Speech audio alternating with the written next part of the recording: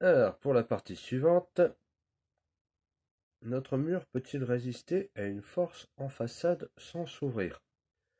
Si oui, vous devez écrire la phrase réindiquée. Si c'est non, si ça ne résiste pas à la force, il faut indiquer la phrase réindiquée entre guillemets. Il faudra l'indiquer juste en dessous de vos dessins. Je vous demande pas de faire le bulldozer ou quoi que ce soit sur le mur, c'est d'y aller tout doucement. Simplement, est-ce que ça résiste à une force en façade? Là, a priori, non. D'accord? Il y a peut-être d'autres façons de faire le mur qui permet de résister en façade. Donc, pour savoir si ça résiste à une force en façade, vous appuyez légèrement sur votre mur, comme j'ai fait, pour vérifier s'il résiste ou pas. Donc là, vous savez si votre mur résiste à une force en façade.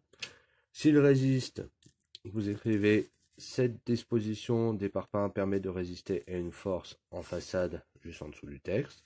Si ça ne résiste pas, cette disposition des parpaings ne permet pas de résister à une force en façade juste en dessous.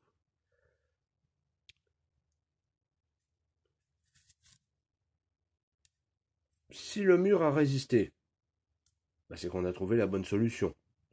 Donc c'est pas la peine d'en chercher une autre. Celle-là, on peut la barrer. Si le mur n'a pas résisté, alors il faut trouver une autre solution.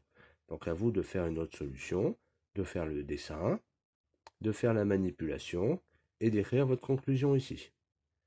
D'accord? Normalement, au bout de solution, généralement, tout le monde trouve la technique.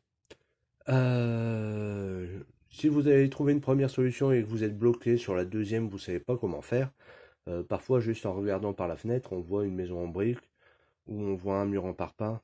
Ça peut donner d'autres idées. Voilà. Donc le but, c'est pas de trouver la solution directement, mais c'est d'essayer quelque chose, de tester. Si ça marche directement, tant mieux. Si ça ne marche pas, on recherche une autre solution, on teste, on écrit notre conclusion. Voilà.